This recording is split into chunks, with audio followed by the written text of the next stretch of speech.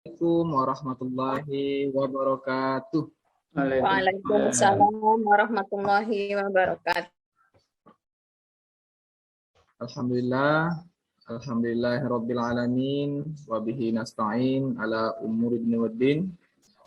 Wassalatu wassalamu ala asyrafil anbiya'i wal mursalin sayyidina wa maulana Muhammadin wa ala alihi wa ashabihi ajma'in. Rabbi shrah li sadri wa yassir li amri wahlul 'uqdatam min lisani yafqahu qawli. Yang sama-sama kita hormati dan kita muliakan Al-Mukarram Al-Ustadz Kiai Haji Juhat Masduki MAG selaku pentausiah kita pada hari ini. Yang sama-sama kita hormati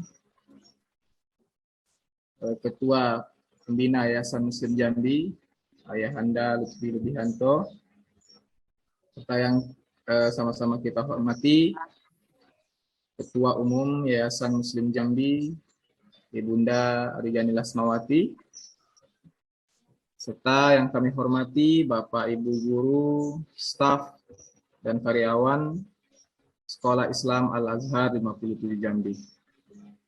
Alhamdulillah, segala puja dan puji syukur atas limpahan nikmat dan karunia Allah Subhanahu wa taala yang telah dicurahkan kepada kita semua sehingga pada hari ini kita masih dapat bertatap muka, menjalin silaturahim meskipun secara virtual. Semoga tidak mengurangi khidmatnya kegiatan kita pada hari ini. Salawat serta salam semoga tetap tercurahkan, terlimpahkan kepada baginda Nabi besar Muhammad sallallahu alaihi wasallam dengan sama-sama mengucapkan Allahumma sholli ala sayyidina Muhammad wa ala alihi sayyidina Muhammad. Semoga kelak kita semua mendapatkan syafaatnya yaumil qiyamah. Amin ya rabbal alamin. Baik Bapak Ibu sekalian, jamaah kajian Islam virtual Sekolah Islam Al-Azhar 57 Jambi.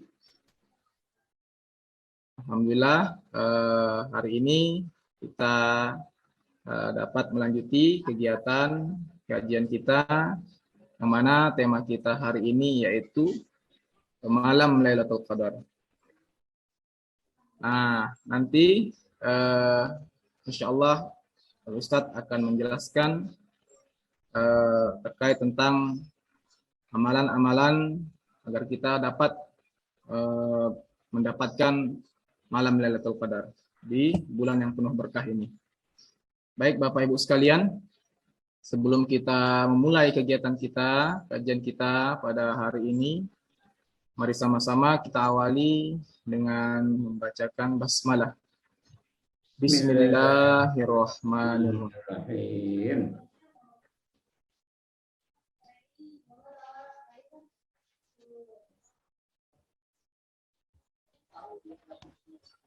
Baik, selanjutnya Bapak Ibu sekalian, yaitu penyampaian ataupun kajian Islam tentang malam Lailatul Qadar yang pada kali ini akan disampaikan oleh Al-Ustadz Al-Mukarram Ustadz Juhat Masduki. Pada Pak Ustadz, kami persilahkan. Terima kasih Pak Akbar. Assalamualaikum warahmatullahi wabarakatuh.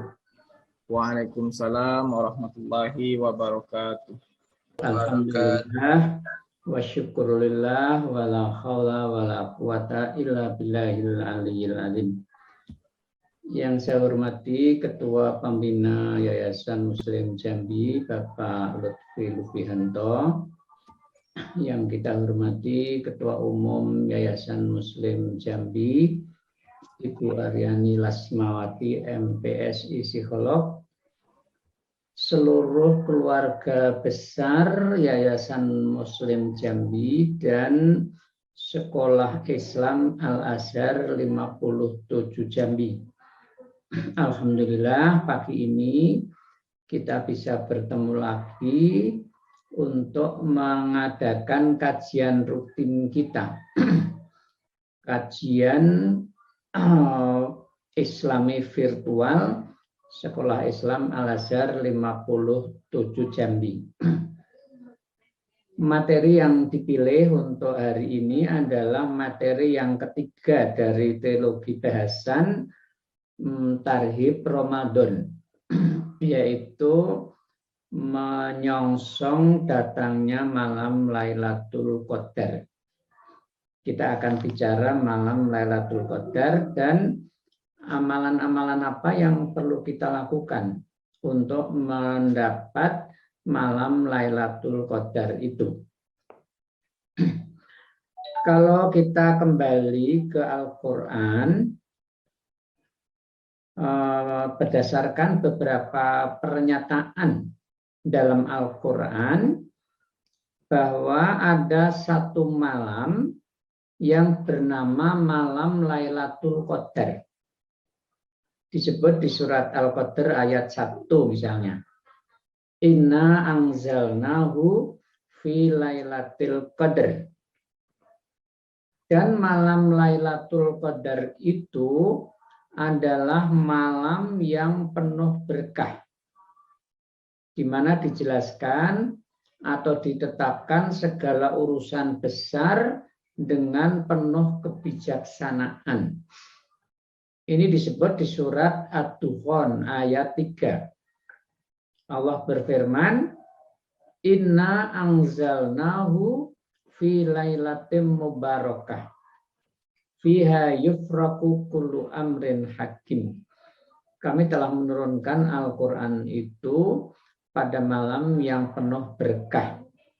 Pada malam itu ditetapkan segala urusan besar dengan penuh kebijaksanaan.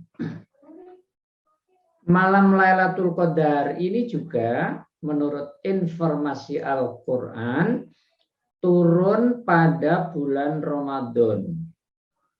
Karena kitab suci Al-Quran menginformasikan bahwa ia diturunkan oleh Allah pada bulan Ramadan. Ini surat Al-Baqarah ayat 185. Syahrul Ramadan alladzi unzila fihil Qur'an hudal linnasi wa bayyinatin minal huda wal furqan. Serta pada malam Al-Qadr ayat 1 surat Al-Qadr tadi, inna anzalnahu fi lailatul qadr. Maksudnya penurunan Al-Quran pada malam Lailatul Qadar itu adalah awal turunnya Al-Quran, bukan seluruh Al-Quran. Karena Al-Quran itu turun dalam rentang waktu 23 tahun. 13 tahun di periode Mekah, 10 tahun di periode Madinah. Nah, gitu ya. Jadi malam tersebut adalah malam yang mulia.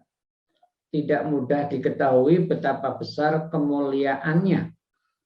Ini karena ditunjuk dengan kata wa ma adraka ma lailatul qadar. Nah, jadi biasanya Al-Qur'an kalau menggunakan bahasa ma adraka ini menunjuk kepada sesuatu yang besar, sesuatu yang hebat yang tidak bisa dijangkau secara pasti oleh akal pikiran manusia.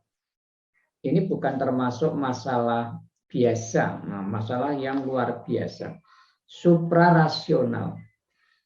Baik, itu sesuatu yang sudah disepakati. Sekarang kita lihat makna apa? Maknanya apa? Lailatul Qadar itu. Kalau kita melihat di bahasa Arab, kata Al-Qadar itu memiliki beberapa makna. Pertama artinya adalah pengaturan atau penetapan. Sehingga malam Lailatul Qadar itu adalah berarti malam penetapan. Penetapan Allah bagi perjalanan hidup manusia di masa yang akan datang. Jadi Allah menetapkan perjalanan hidup manusia di masa yang akan datang. Pendapat ini dikuatkan oleh firman Allah surat Ad-Dukhan ayat 3 tadi. Inna anzalnahu fi lailatin mubarakah fiha yufraqu kullu amrin hakim. Kami telah menurunkan Al-Quran itu pada malam Lailatul Qadar, malam yang penuh berkah, yang di dalamnya ditetapkan segala urusan yang penting. Nah, jadi Allah di malam Lailatul Qadar itu menetapkan, mengatur apa yang akan dijalani oleh manusia di masa yang akan datang. Nah, ini ya dalilnya jelas. Malam itu malam yang penuh berkah. Berkah itu artinya kebajikan yang banyak, melimpah dan bersinambung. Nah, kebajikan yang banyak itu sumbernya dari Allah. Tetapi tidak dalam bentuk membatalkan hukum sebab akibat. Jadi berkah itu artinya begini. Orang menggunakan sesuatu dan penggunaannya itu sesuai dengan hukum sebab akibat. Sehingga sesuatu tadi yang digunakan sesuai hukum sebab akibat itu akan melahirkan kebajikan yang banyak, akan melahirkan keberkahan yang banyak. Nah, jadi begitu ya. Contohnya kita makan. Kita makan doanya kan Allahumma barik lana fima razaqtana wa qina adzabannar. Ya Allah, berilah berkah kepada kami tentang apa yang Engkau rezekikan kepada kami. Kita sebelum berdoa minta berkah itu kan kita melakukan sesuatu lebih dulu kan. Kita berdoa itu kan setelah yang mau kita makan minum sudah ada kan, bukan ketika belum ada kan. Nah, kita sudah berbuat sebelumnya. Apa? Satu, kita sudah mencari dan menemukan apa yang mau kita makan. Dan yang mau kita makan itu sesuatu materi yang baik. Yang kedua, materi yang halal. Tiga, materi yang thayyib, istilah Quran. Thayyib itu artinya bergizi. Lalu materi yang mau kita makan itu belum kadaluarsa. Nah, kalau udah kadaluarsa ini juga bermasalah. Nah, setelah makan minum yang mau kita konsumsi sudah tersedia, kita baru berdoa kan, Allahumma barik lana fima razaqtana wa qina adzabannar. Kalau yang kita siapkan itu racun, minuman yang beracun, tetap saja kita mati. Nah, gitu. Karena apa? Tidak memenuhi syarat-syarat. Nah, karena hukum sebab akibatnya racun itu mematikan. Nah, gitu. Tapi kalau makanan yang thayyib, yang halal, yang tidak kadaluarsa, itu akan membawa kebajikan kepada kita, akan membawa kebaikan kepada kita. Nah, gitu ya. Jadi berkah itu seperti itu. Nah, jadi apa saja yang kita miliki, kalau kita fungsikan sesuai hukum sebab akibat, maka sesuatu itu akan menghasilkan keberkahan kepada kita. Makanya di dalam Al-Quran dijelaskan syarat untuk wujudnya berkah itu. Jadi berkah tidak turun secara otomatis dari Allah kepada manusia. Nah, gitu. Coba kita lihat salah satu ayat yang menyebut syarat. Lau anna ahlal qura amanu wattaqau la fatahna alaihim barakatin minas sama'i wal ard. Sekiranya penduduk negeri itu beriman dan bertakwa, niscaya akan kami bukakan kepada mereka berkah dari langit dan bumi. Nah, coba. Syarat Allah membuka, melimpahkan berkah kepada penduduk negeri itu dua. Satu, beriman dengan iman yang benar. Yang kedua, bertakwa. Mampu menghindari siksa duniawi dan mampu menghindari siksa ukhrawi. Nah, gitu ya. Kalau syarat ini, dua syarat ini tidak terpenuhi, maka berkah itu tidak akan diturunkan oleh Allah kepada kita. Nah, gitu. Nah, jadi penjelasan ulama ini menggeser kesan kita selama ini seolah berkah itu tiba-tiba saja datang dari langit. Nah, gitu ya, turun dari langit. Nah, itu ternyata tidak seperti itu. Nah, malam Lailatul Qadar itu juga malam yang penuh berkah. Nah, artinya untuk mendapat Lailatul Qadar itu harus ada upaya-upaya, usaha-usaha yang kita lakukan sehingga Lailatul Qadar itu akan bisa kita dapatkan. Nah, gitu ya. Jadi nanti itu arahnya ke sana itu. Nah, gitu. Jadi pada malam Lailatul Qadar itu Allah menetapkan, mengatur perjalanan hambanya di masa yang akan datang. Ini dasarnya surat Al-Qadr, surat Ad-Dukhan ayat 3 tadi. Inna anzalnahu fi lailatin mubarakah fiha yufraqu kullu amrin hakim. Nah, kita mau ditetapkan apa? Apa yang akan ditetapkan untuk kita? Itu akan sejalan, relevan dengan apa yang kita persiapkan. Nah, gitu ya maksudnya. Apa yang akan ditetapkan untuk kita itu sejalan dengan apa yang sudah kita usahakan. Tidak akan menyimpang dari usaha-usaha yang selama ini sudah kita lakukan itu. Analoginya begini. Ini kita bergerak di bidang pendidikan ya, di dunia pendidikan. Kalau ada orang mahasiswa kuliah di Fakultas Ekonomi, dari awal sampai akhir semester dia kuliah di ekonomi. Dari semester 1 sampai semester 8 lalu nulis skripsi. Maka dia akan diberi ijazah sebagai sarjana ekonomi. Yang kuliah di teknik akan diberi gelar sarjana teknik. Nah, ijazah yang diterima oleh mahasiswa itu kan mengikuti apa yang sudah dia tempuh dari awal sampai akhir itu kan. Nah, seorang mahasiswa ekonomi tidak akan diberi gelar sarjana agama. Seorang yang belajar di jurusan tafsir juga tidak akan diberi gelar sarjana ekonomi. Nah, jadi gelarnya akan mengikuti apa yang sudah dia tempuh dari awal semester sampai semester yang terakhir itu. Nah, kira-kira begitu mudahnya ya memahami Lailatul Qadar itu.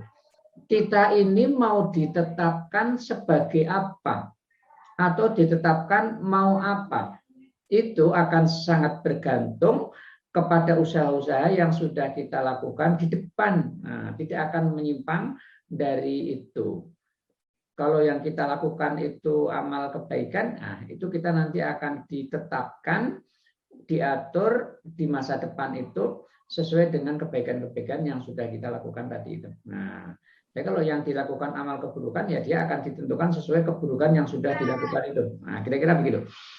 Nah, ya gitu. Jadi kalau kita menganalogikan begitu, agak mudah nanti memahaminya itu.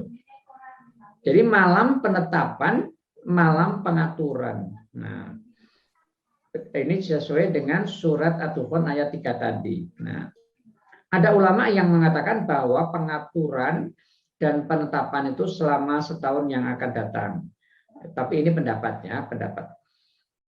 Al-Quran yang turun pada malam Lailatul Qadar diartikan bahwa pada malam itu Allah mengatur dan menetapkan khitah dan strategi bagi Nabi Muhammad SAW guna mengajak manusia kepada agama yang benar, yang pada akhirnya akan menetapkan perjalanan sejarah umat manusia, baik sebagai individu maupun sebagai kelompok. Nah, Nabi Muhammad mendapat Lailatul Qadar dan mendapatkan Al-Quran pada malam Lailatul Qadar itu, ini tidak gratisan. Ini didapat oleh Nabi Muhammad setelah beliau melakukan perenungan dalam waktu yang lama. Nah, jadi Nabi Muhammad itu sering menyendiri, biasa menyendiri di gua, merenung tentang kondisi masyarakat Arab, masyarakat Mekah yang sudah menyimpang jauh sekali dari tuntunan agama. Dan beliau berpikir bagaimana cara mengatasi persoalan masyarakatnya itu tadi. Terus berpikir, terus merenung di gua. Nah, sepanjang siang dan malam selama beberapa hari. Pulang balik Nabi melakukan yang seperti itu. Nah, gitu kan? Sehingga pada puncaknya beliau kemudian mendapatkan Al-Quran pada malam Lailatul Qadar. Maka malam Lailatul Qadar yang ditemui oleh Nabi Muhammad itu menetapkan khitoh dan strategi bagi Nabi Muhammad tadi itu. Strategi untuk mengajak manusia kepada agama yang benar, yaitu agama Islam, yang pada akhirnya akan menetapkan perjalanan sejarah umat manusia sejak didakwahkannya agama yang benar ini oleh beliau. Awalnya hambatannya sangat banyak, tapi akhirnya seluruh hambatan itu bisa diatasi oleh beliau dengan bantuan Allah Subhanahu wa Ta'ala. Nah, gitu ya. Jadi ini menetapkan perjalanan sejarah umat manusia, baik sebagai individu maupun sebagai kelompok, sebagai masyarakat. Nah, ini makna qadar yang pertama. Maka kita ingin ditetapkan kemana? Kita ingin ditetapkan sebagai apa? Kita ingin ditetapkan seperti apa oleh Allah Subhanahu wa Ta'ala? Itu harus kita dahului dengan amaliyah. Nah, dengan amaliyah rutin yang kita lakukan itu, maka kita nanti akan mendapatkan ketetapan dan pengaturan dari Allah Subhanahu wa Ta'ala itu. Nah, kemarin waktu kita bicara tentang tujuan puasa, kita sudah sampaikan bahwa puasa Ramadan itu adalah dalam rangka meneladani Allah dalam sifat-sifatnya. Berarti kita ini kan ingin berubah dari kebiasaan sehari-hari yang kurang bagus, meneladani sifat-sifat Allah yang baik-baik itu, sehingga kita akan berubah menjadi baik. Ini latihan ya, bulan Ramadan itu latihan. Latihan menyadari kehadiran Allah di dalam kehidupan, sehingga kita itu akan selalu bekerja, beraktivitas secara sungguh-sungguh, menjalani kehidupan itu dengan serius, tidak main-main. Nah, gitu. Ketika ini sudah kita lakukan berulang-ulang dan kita sudah siap untuk berubah seperti itu, lalu kita nanti ketemu Lailatul Qadar, disitulah kita akan ditetapkan di masa depan itu sebagai yang sudah kita lakukan tadi itu. Nah, gitu maksudnya. Jadi ketetapan yang nanti akan kita dapat tidak akan berbeda dengan rutinitas yang sudah kita lakukan itu tadi. Nah, maksudnya begitu. Rutinitas selama sebulan penuh kita berpuasa Ramadan tadi itu. Nah, jadi intinya begitu ya. Ini Lailatul Qadar. Ini makna ya. Jadi secara makna itu begitu. Maka kalau orang tidur melulu nggak dapat ini Lailatul Qadar itu. Nah, ditetapkan juga orang tidur. Nah, tidur, orang yang tidur yang nggak punya aktivitas apa-apa itu. Nah, gitu. Orang bulan puasa mainnya keplean terus ya, dia ditetapkan sebagai orang keplean itu main ya, judi terus. Nah, gitu. Ke masa yang akan datang nggak berubah ini. Nah, dia nggak berubah dia itu. Nah, gitu. Nah, kira-kira begitu. Yang kedua, malam Al-Qadar itu artinya kemuliaan. Ya, jadi makna yang kedua, Al-Qadar itu artinya kemuliaan. Sehingga Lailatul Qadar artinya malam kemuliaan. Ia mulia. Malam tersebut adalah malam mulia yang tiada bandingannya. Ia mulia karena terpilih sebagai malam turunnya Al-Quran. Yang pertama kali itu maksudnya. Serta karena ia menjadi titik tolak dari segala kemuliaan yang dapat diraih di masa yang akan datang. Nah, kata qadar yang berarti mulia ini ditemukan di Quran, misalnya di surat Al-An'am yang bicara tentang kaum musyrikin Mekah. Wa ma qadarullaha haqqa qadrihi idz qalu ma anzalallahu ala basarin min syai'. Nah, jadi itu ada kata-kata qadar. Ma qadarullah haqqa qadrihi idz qalu ma anzalallahu ala basarin min syai'. Mereka itu tidak memuliakan Allah sebagaimana kemuliaan yang semestinya tatkala mereka berkata bahwa Allah tidak menurunkan sesuatu pun kepada manusia. Nah, ini malam yang mulia ini juga karena ia malam turunnya Quran dan menjadi titik tolak dari segala kemuliaan yang bisa diraih oleh manusia. Nah, untuk meraih kemuliaan, maka orang harus mengamalkan tuntunan Quran. Dengan mengamalkan tuntunan Quran, maka kemuliaan akan diraih oleh manusia. Apalagi nanti dengan usaha-usaha mengamalkan tuntunan Quran, lalu ketemu Al-Qadr, Lailatul Qadar, maka dia ditetapkan di masa depannya seperti yang dia lakukan itu tadi. Nah, itu yang dimaksud. Yang ketiga, Al-Qadr itu artinya sempit. Malam yang sempit. Nah, kenapa malam sempit? Malam tersebut adalah malam yang sempit karena banyaknya malaikat yang turun ke bumi. Ini seperti yang ditegaskan di surat Al-Qadr. Tanazzalul malaikatu warruhu fiha biidzni rabbihim min kulli amr. Nah, jadi pada malam itu turun malaikat-malaikat dan ruh. Ruh itu maksudnya malaikat Jibril dengan izin Tuhannya untuk mengatur segala urusan. Nah, jadi karena malaikat yang turun ke bumi itu banyak, sehingga menjadi susuan, berdesak-desaan, sangat padat, kredit di bumi ini. Nah, gitu maksudnya. Tapi karena malaikat itu unsurnya tidak seperti kita, sehingga kita tidak merasakan.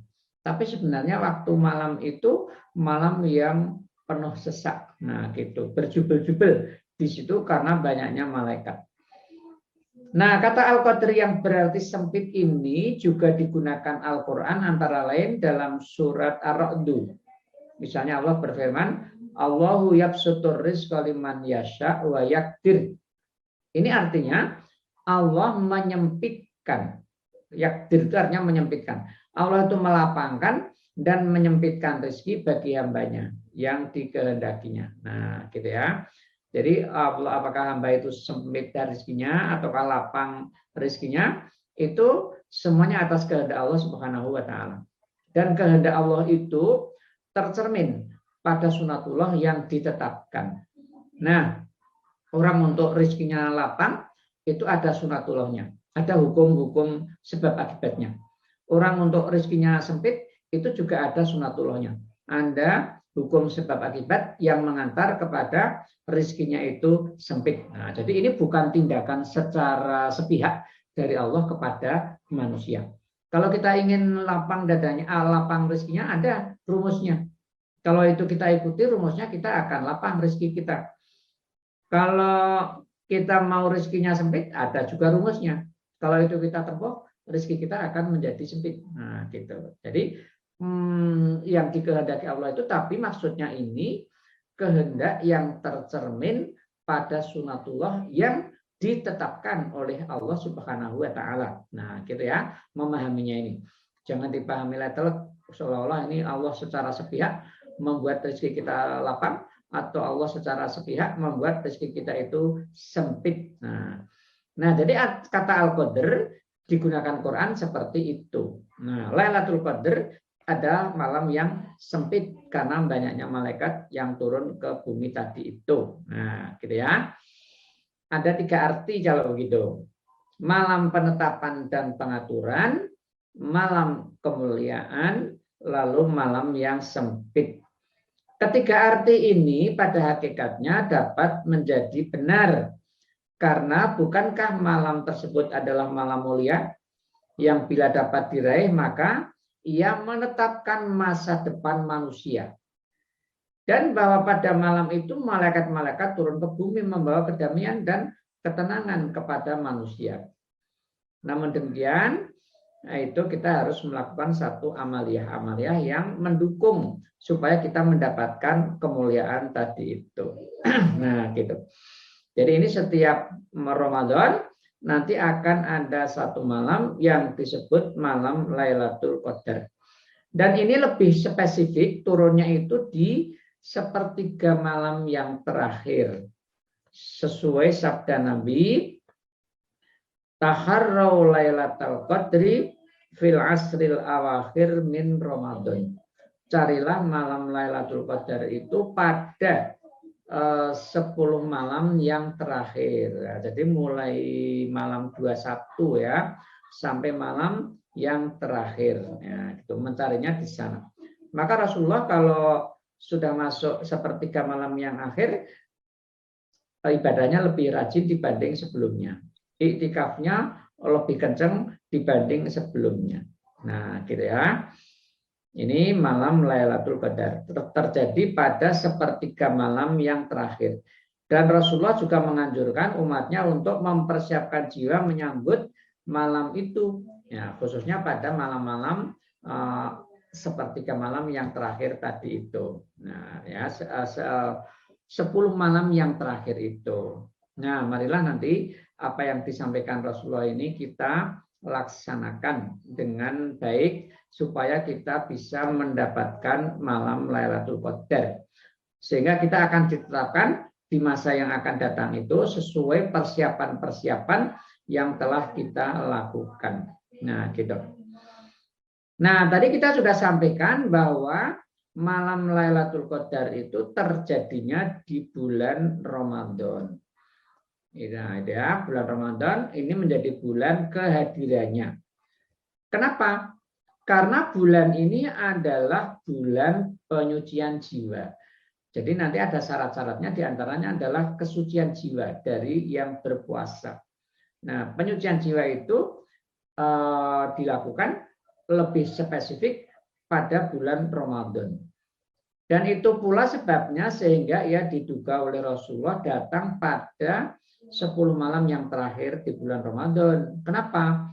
Karena setelah kita berpuasa 20 hari dengan puasa yang benar kemarin sudah kita sampaikan ya, kita itu menahan diri dari dua hal. Pertama yang sifatnya fa'ali, makan, minum, seks. Yang kedua, menahan diri dari hal-hal yang sifatnya non-fa'ali. Yang non-fa'ali itu yang disebut dengan akhlak dzamimah. Semua akhlak yang tercela. Nah, jadi ngerumpi, membenci, bertutur kata kotor, bertutur kata kasar, nah, mendendam. Nah, itu semuanya. Nah, dan lain-lain ya, sifat-sifat yang tercela itu harus kita tinggalkan. Kalau kita puasanya baru meninggalkan makan minum, itu namanya puasa awam.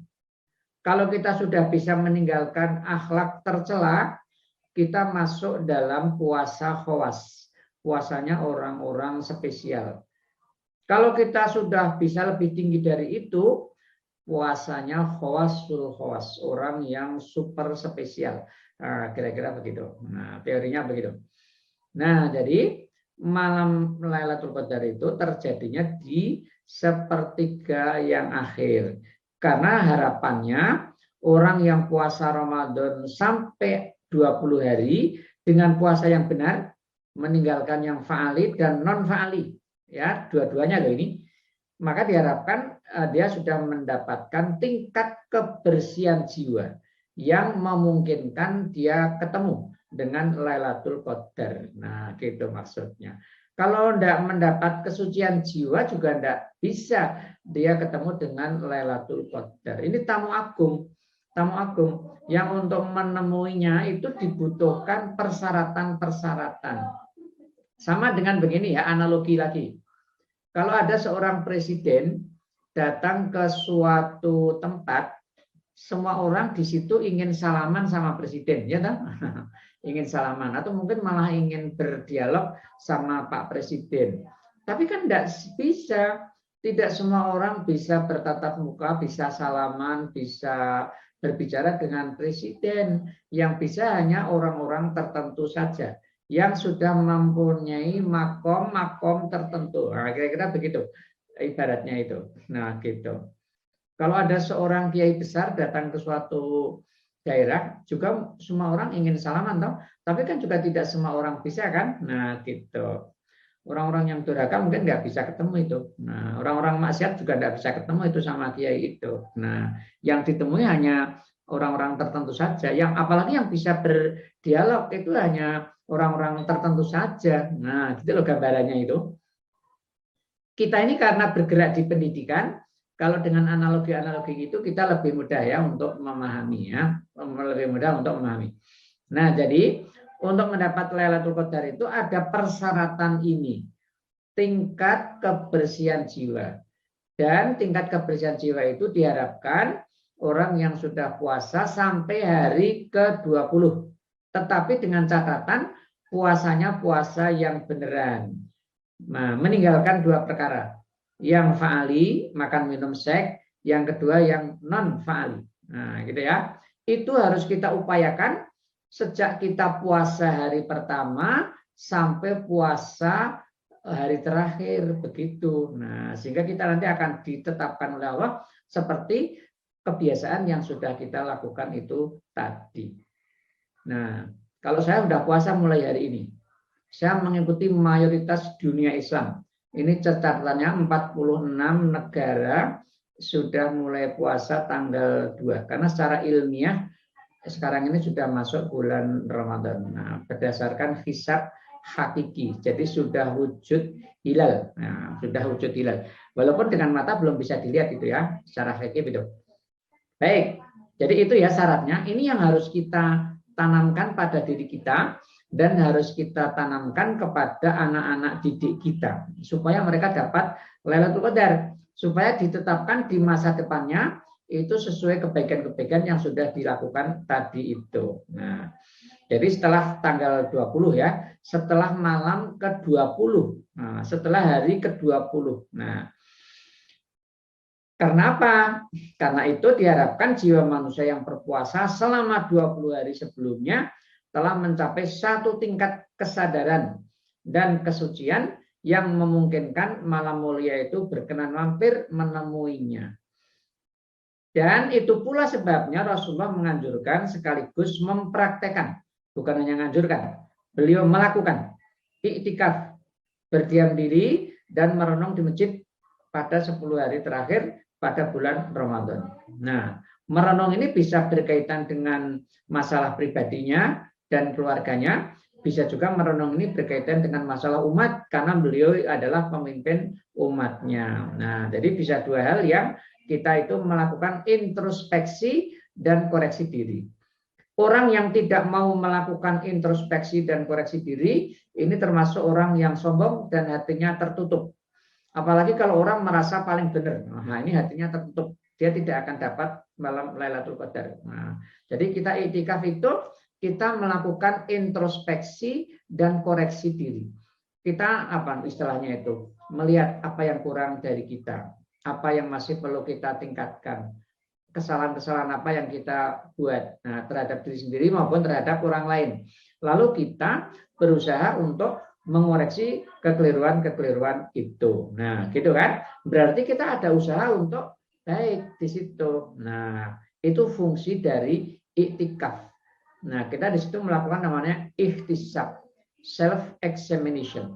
Nah, jadi koreksi diri, introspeksi dan koreksi diri itu. Nah, jadi Nabi mempraktekkan ini pada 10 hari yang terakhir pada bulan Ramadan. Dan beliau juga mendorong keluarganya juga untuk melaksanakan iktikaf itu. Nah, apabila jiwa kita ini telah siap, kesadaran telah mulai bersemi, dan Lailatul Qadar datang menemui kita, menemui seseorang, ketika itu malam kehadirannya menjadi saat qadar. Nah, saat qadar dalam arti apa?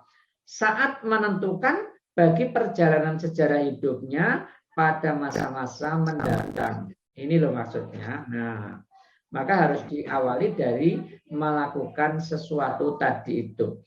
Saat itu bagi yang bersangkutan adalah saat titik tolak guna meraih kemuliaan dan kejayaan hidup di dunia dan di akhirat kelak.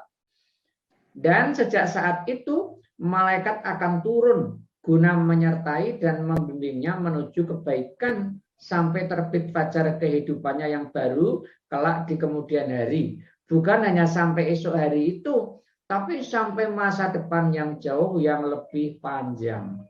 Makanya Al-Quran berkata, Lailatul Qadri khairun min alfi syahr. Lailatul Qadar itu lebih baik daripada 1000 bulan. Ini kalau dihitung 1000 bulan itu kan sama dengan 81 tahun toh. Berarti kalau Mas Akbar ini umurnya berapa sekarang? 20 tahun. Nah, Sudah kalau 27 Pak Ustaz. Hah? 27 tahun. 27. Kalau umurnya ini 100 tahun kan berarti itu 70 tahun ke depan. Nah, gitu kan akan ditetapkan menjadi orang yang baik. Gitu ya. Jadi ini sampai masa depan yang jauh. Bukan hanya sampai besok paginya itu maksudnya itu wong 80 tahun toh alfus syahr. Nah, gitu. Baik, ini teori ya. Teori menggapai Lailatul Qadar. Memang sulit ini, sulit. Tadi udah saya katakan tidak ada yang gratisan. Tidak ada makan siang gratis toh. Nah, harus bayar ini. Kita ini sekarang untuk mendapat kebaikan, mendapat Lailatul Qadar nggak gratisan juga. Kita mesti bayar. Bayar dengan amaliah-amaliah yang signifikan. Nah, gitu maksudnya. Nah, makanya marilah kita lakukan usaha-usaha itu. Nah, di atas tadi telah kita sampaikan bahwa Rasulullah menganjurkan sambil mengamalkan iktikaf di masjid dalam rangka perenungan dan penyucian jiwa. Masjid adalah tempat suci, tempat segala aktivitas kebajikan yang baik. Nah, gitu. Di masjid, seseorang diharapkan merenung tentang diri dan masyarakatnya. Terutama ini yang menjadi pimpinan masyarakat. Ini yang menjadi tokoh-tokoh masyarakat. Juga di masjid, seseorang dapat menghindar dari hiruk pikuk yang menyesakkan jiwa dan pikiran guna memperoleh tambahan pengetahuan dan pengayaan iman. Kalau di rumah kan banyak gangguan ya. Dari istrinya, dari anak-anaknya. Tidak bisa iktikaf dengan baik. Nah, mesti jauh dari rumah. Itulah sebabnya ketika melakukan iktikaf, seseorang dianjurkan untuk memperbanyak doa dan bacaan Al-Quran atau bahkan bacaan-bacaan lain yang dapat memperkaya iman dan ketakwaan. Nah, silakan nanti dipilih apa yang kira-kira relevan untuk dilakukan. Malam Al-Qadar yang ditemui atau yang menemui Nabi Muhammad pertama kali adalah ketika beliau menyendiri di Gua Hira itu kan. Dan itu sudah beliau lakukan secara rutin. Merenung tentang diri beliau sendiri dan tentang masyarakatnya yang sudah diambang kehancuran itu. Ketika jiwa beliau telah mencapai kesuciannya, sudah sekian lama beliau melakukan itu, sampai pada titik kulminasinya, turunlah Jibril membawa ajaran dan membimbing beliau. Sehingga terjadilah perubahan total dalam perjalanan hidup beliau, bahkan perjalanan hidup umat manusia. Nah, inilah Lailatul Qadar itu. Ini juga ada satu ilustrasi begini. Para jamaah ini kenal orang yang namanya STA, Sultan Takdir Ali Sabana. Ini kan dekat dengan Jambi ya. Ini orang Minang ini, Sultan Takdir Ali Sabana. Saya pernah menjadi mahasiswanya waktu S2. Tahun 88. Nah, 1988. STA ini ya, saya baca biografinya, ini orang yang sangat rasional. Dan dia tidak bisa menerima sesuatu yang tidak rasional. Dulu dia tidak mau sholat. Karena sholat itu dianggap nggak rasional, nggak masuk akal. Tapi dia kemudian berdialog lama dengan Agus Salim, Kiai Haji Agus Salim, tokoh kemerdekaan itu. Nah, di antara dengan dialog-dialog itu, dia akhirnya berbalik arah. Nah, Agus Salim berkata begini, kamu kalau selalu berpikir rasional dan hanya menerima yang sudah bisa dijangkau akal, kamu sulit hidup. Dan kamu sebenarnya melakukan sesuatu tidak selalu rasional. Nah, gitu kata Agus Salim. Apa contohnya? Nah, dia ditanya begini, kamu kalau pulang ke Padang, naik apa? Nah, dulu dia bilang, naik kapal. Nah, baik, kamu naik kapal itu kan nggak rasional.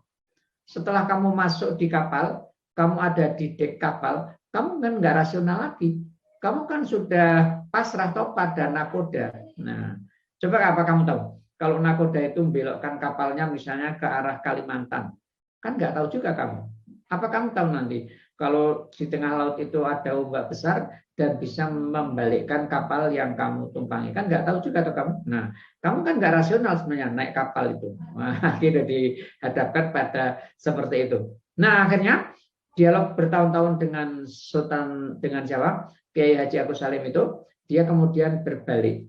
Nah, dialog-dialog itulah ibaratnya amal kita, menyongsong Lailatul Qadar. Ketika dia kemudian berbalik arah, lalu dia mendekati agama, lah inilah ketetapannya. Dia ditetapkan untuk kemudian dekat dengan agama. Bahkan beliau kemudian di perguruan tingginya itu bikin masjid. Nah, dan masjidnya itu sangat antik dan sangat artistik. Nah, ini STA, Sultan Takdir Ali Sabana. Dari tidak bisa menerima agama, ajaran-ajaran agama, lalu menjadi bisa menerima. Nah, itu perubahan itu karena sebuah proses, bukan tiba-tiba saja. Nah, bukan semata-mata kehendak Allah itu. Nah, jadi ada proses yang sangat panjang. Lah, Nabi Muhammad juga begitu. Perenungan sampai lama, lalu mendapatkan petunjuk itu. Sehingga terjadilah perubahan total dari situ, perjalanan hidup beliau sendiri dan bahkan perjalanan hidup umat manusia dari syirik menjadi tauhid sampai pada masa kita sekarang ini. Nah, gitu ya. Dalam rangka menyambut kehadiran Lailatul Qadar itu, yang beliau ajarkan kepada umatnya antara lain adalah melakukan iktikaf, gitu ya. Makanya kita coba kita iktikaf. Walaupun iktikaf dapat dilakukan kapan saja dan dalam waktu berapa saja lamanya. Bahkan dalam pandangan Imam Syafi'i, walaupun hanya sesaat, selama dibarengi oleh niat yang suci. Namun Rasulullah selalu melakukannya pada 10 malam hari dan malam terakhir bulan puasa. Di sanalah beliau itu bertadarus dan merenung sambil berdoa. Nah, jadi kalau kita mau iktikaf ya, antara lain yang dilakukan merenung, membaca Al-Quran, dan berdoa kepada Allah Subhanahu wa Ta'ala. Doa-doa yang relevan untuk mengantar kepada perubahan-perubahan yang signifikan untuk kita semuanya. Nah, inilah cara kita untuk mendapatkan Lailatul Qadar itu. Kalau kita kembali kepada Rasul, salah satu doa yang paling sering beliau baca itu katanya, Rabbana atina fid dunya hasanah wa fil akhirati hasanah wa qina adzabannar. Wahai Tuhan kami, anugerahkanlah kepada kami kebajikan di dunia dan kebajikan di akhirat, dan peliharalah kami dari siksa neraka. Tetapi doa ini akan diijabahi oleh Allah kalau kita sertai langkah-langkah yang signifikan. Kalau kita berdoa ingin diberi kebajikan, maka usaha kita harus mengarah kepada kebajikan di dunia maupun di akhirat. Nah, gitu. Doa ini bukan sekedar berarti permohonan untuk memperoleh kebajikan dunia dan akhirat, tetapi lebih-lebih lagi bertujuan untuk memantapkan langkah dalam berupaya meraih kebajikan yang dimaksud. Jadi berarti kita harus melakukan aktivitas yang signifikan. Karena doa mengandung arti permohonan yang disertai dengan usaha. Ini dasarnya surat Al-Baqarah ayat 202 itu. Ada orang yang doanya itu kan minta kebaikan dunia saja. Yang kedua, minta kebaikan dunia akhirat dan dijauhkan dari siksa neraka. Jawaban Allah di ayat berikutnya, ulaika lahum nasibum mimma kasabu. Mereka semua akan memperoleh sesuai usaha, bukan sesuai doa. Nah, artinya doa harus disertai usaha. Orang doa ingin pinter harus belajar. Orang doa ingin kaya harus bekerja keras. Orang doa ingin sehat, pola makannya harus baik. Dan yang dimakan juga harus yang thayyib, halalan thayyibah. Nah, gitu maksudnya ini. Orang ingin lembaga pendidikannya maju, dia harus berusaha untuk memajukan lembaganya itu. Nah, gitu. Guru-gurunya harus aktif, harus disiplin, harus betul-betul punya wawasan yang luas ke depan untuk membangun lembaganya itu. Nah, gitu ya. Nah, jadi permohonan itu juga berarti upaya untuk menjadikan kebajikan dan kebahagiaan yang diperoleh dalam kehidupan dunia ini tidak hanya terbatas dampaknya di dunia, tetapi berlanjut hingga hari kemudian kelak. Ini yang nanti disebut dengan amal soleh itu. Nah, gitu. Baik, saya kira cukup jelas ya. Sudah kita sebutkan apa itu Lailatul Qadar, maknanya ada 3 tadi. Kemudian sudah kita jelaskan bagaimana kira-kira cara meraih Lailatul Qadar ini tadi. Baik, saya kira itu Mas Akbar. Baik, terima kasih banyak Pak Ustadz atas ilmunya dan penjelasannya yang sangat jelas sekali ya, mengenai malam Lailatul Qadar ini. Selanjutnya kepada Bapak Ibu sekalian yang ingin bertanya, boleh mengaktifkan mikrofonnya atau mungkin menuliskan pertanyaannya di kolom chat. Bisa juga mengaktifkan raise hand Bapak Ibu yang ingin bertanya.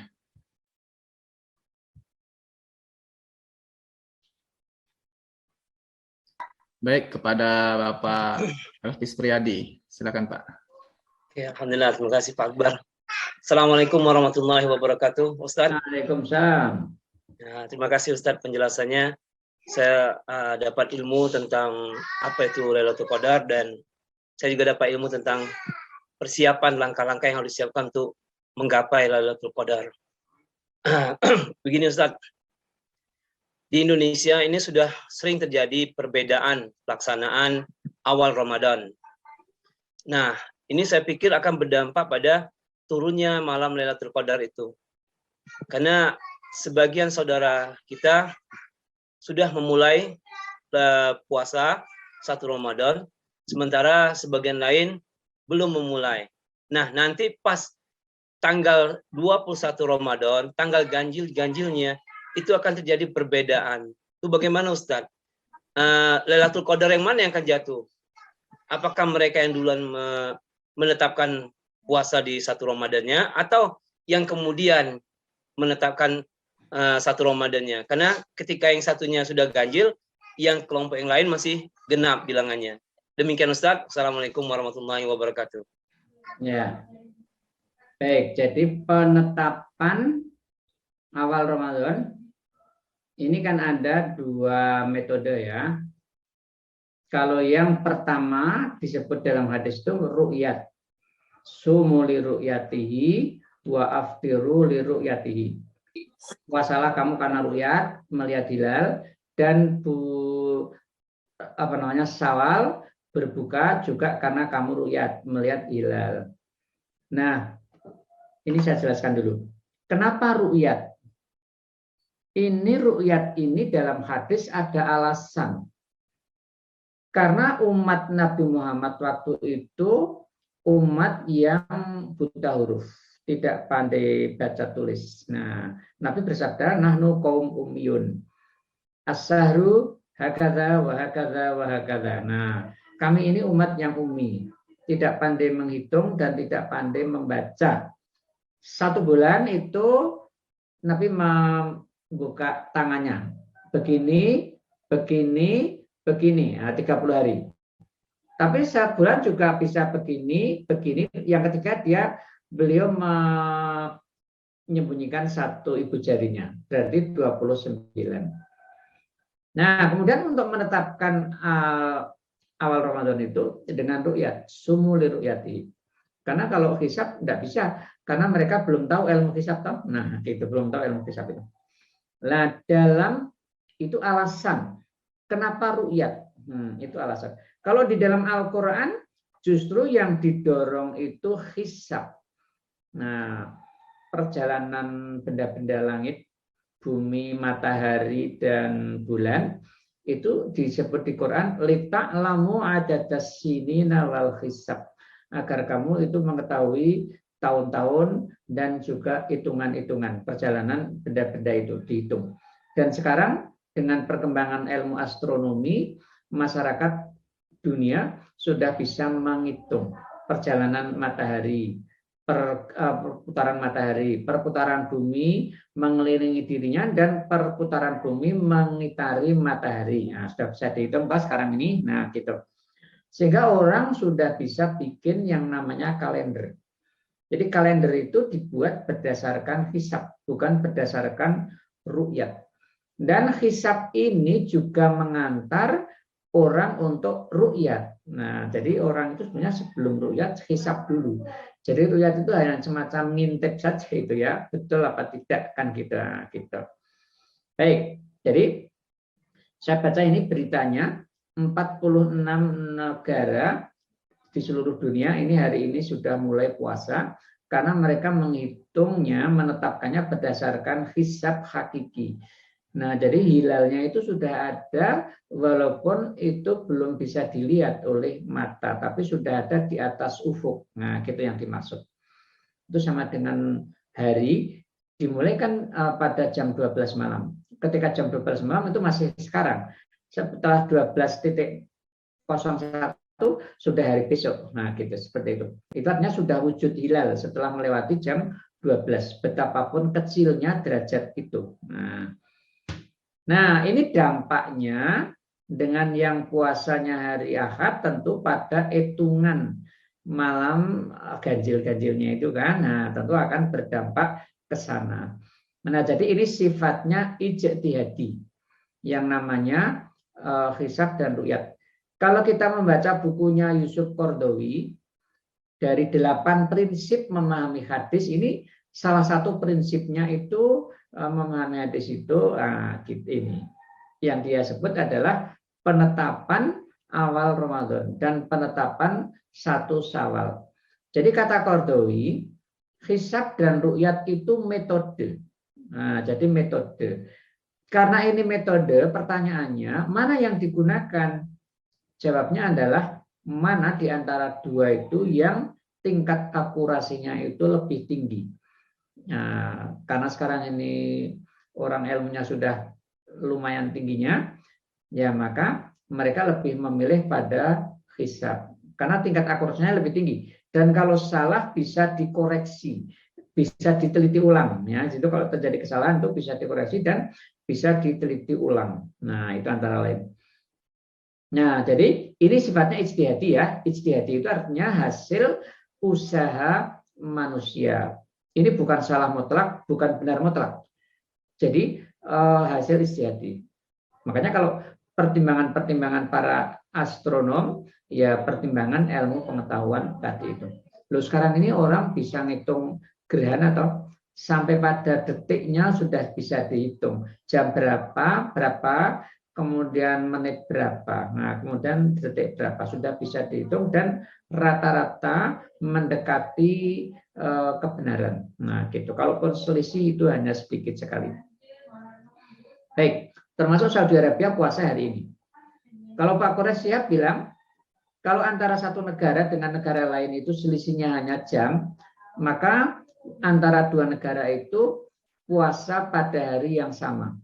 Kita dengan Saudi Arabia itu hanya selisih 4 jam. Nah, kecuali kalau selisihnya itu sehari, maka puasanya berbeda. Nah, Pak Kores itu mufasir yang netral. Dia nggak mihak pada ru'yat, tidak mihak pada hisab. Nah, gitu ya. Baik. Karena ini beda penetapan, maka nanti Lailatul Qadarnya secara teori juga bisa beda, toh? Nah, gitu. Bulan malam ganjilnya, malam 20-nya juga bisa beda. Yang mulai puasa hari ini tanggal 20-nya ya dihitung dari tanggal 2 ini kan. Nah, gitu. Dari tanggal 2 hari ini. Yang mulainya hari Minggu besok menghitungnya mulai tanggal 3. Berarti selisih 1 hari. Nah, yang penting sekarang kita untuk menyongsong Lailatul Qadar itu kita harus puasa yang benar. Nah, jadi jangan terikat oleh khilafiyah awal puasanya. Yang harus kita pedomani adalah kita puasa yang benar. Puasa yang benar itu apa tadi? Meninggalkan 2 perkara. Pertama adalah yang fa'ali, makan minum seks. Yang kedua yang non fa'ali. Yang non fa'ali itu yang tadi akhlak-akhlak tercela itu. Akhlak yang tidak terpuji tadi itu ya. Mengerumpi, membenci, mendendam, hate speech dan seterusnya itu. Termasuk sekarang kita puasa ini tidak boleh nih ngirim-ngirim, ngeser-ngeser informasi-informasi yang tidak baik. Nah, yang di dalamnya ada ungkapan-ungkapan yang jelek itu, tutur kata yang kotor, tidak boleh. baik di ucapan lisan maupun ditulis dengan tangan. Nah, gitu ya. Itu harus puasa semua. Latihan kita menahan diri dari itu semua. Dan kalau ada orang nantang tibatan, nantang mencaci maki, harus kita tidak lawan. Nah, gitu kan. Kita harus berkata pada diri sendiri, ini shaim, aku sedang berpuasa. Nah, jadi puasanya minimal begitu. Ini puasa khawas, bukan puasa awam. Karena kalau puasa awam itu hanya meninggalkan makan minum. Istilahnya ini puasa adat, karena Ramadan ya puasa. Tapi tidak menghayati makna dan tujuan puasanya itu tadi. Nah, kalau orang sudah melakukan ini selama 20 hari, insya Allah nanti kesananya jiwanya sudah suci, jiwanya sudah bersih, jiwanya sudah mengalami istilahnya itu kebersihan rohaniah. Nah, tingkat kebersihan rohaniah yang tinggi itulah yang memungkinkan orang mendapatkan Lailatul Qadar. Kan gitu toh? Nah, boleh jadi yang memulai puasa hari ini kan tetap Lailatul Qadarnya 1. Tetapi mendapatkannya kan tidak harus 20 hari persis kan. Nah, tidak harus 20 hari persis baru 21-nya itu dapatkan. Ada orang yang intensif puasa Ramadannya dengan benar, boleh jadi sampai pada malam ke-19 atau 18 hatinya sudah mendapatkan tingkat kebersihan yang signifikan. Nah, kan gitu ya. Antara dua orang boleh jadi yang satu butuh waktu 25 hari untuk sampai tingkat itu, yang satu mungkin hanya butuh waktu 15 hari loh itu. Nah, jangan lupa. Nah, gitu yang dimaksud. Beda-beda kemampuan orang untuk mencapai tingkat kebersihan jiwa tadi itu. Tergantung apa kebiasaannya sehari-hari.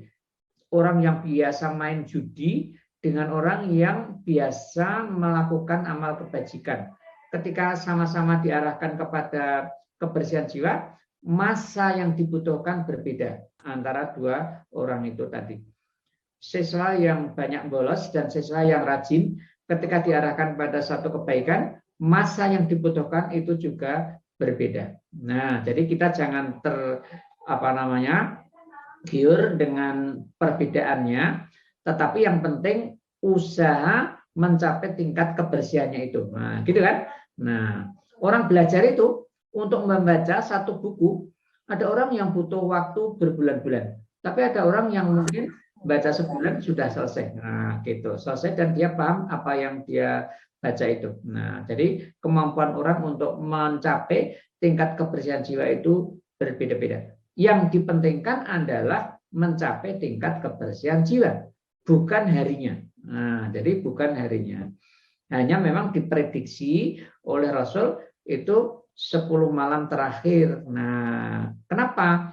Karena dengan puasa 20 hari itu sudah mencapai tingkat kebersihan itu. Nah, maksudnya kayak gitu. Nah, gitu. Nah, jadi dua-duanya bisa dapat. Yang penting usahanya adalah mencapai tingkat kebersihan jiwa itu tadi. Nah, gitu. Nah, tidak ada masalah kan? Tidak ada masalah itu. Bukan berarti apalagi itu udah turun 2 kali. Nah, sesuai yang puasanya Sabtu dan nanti yang puasanya Ahad juga turun lagi Lailatul Qadarnya. Tidak tahu kita. Nah, tidak tahu. Yang penting bagi kita itu mencapai tingkat kebersihan jiwanya itu. Nah, syaratnya kan itu. Nah, syaratnya kan itu.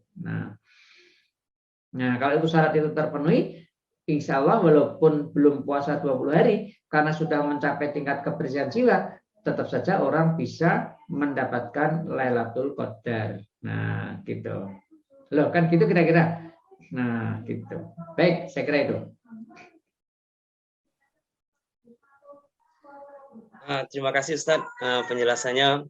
Artinya masih ada harapan untuk bagi saya yang insya Allah akan mulai besok. Mudah-mudahan kita semua bisa bertemu dan mendapatkan malam Lailatul Qadar itu. Ada satu lagi Ustaz, izin saya mau bertanya lagi Ustaz, Pak Akbar. Ini Ustaz, apakah ada tanda-tanda khusus yang bisa kita rasakan atau kita bisa lihat andai kata malam itu adalah malam Lailatul Qadar? Karena tadi ada penjelasan bahwasanya Rasul SAW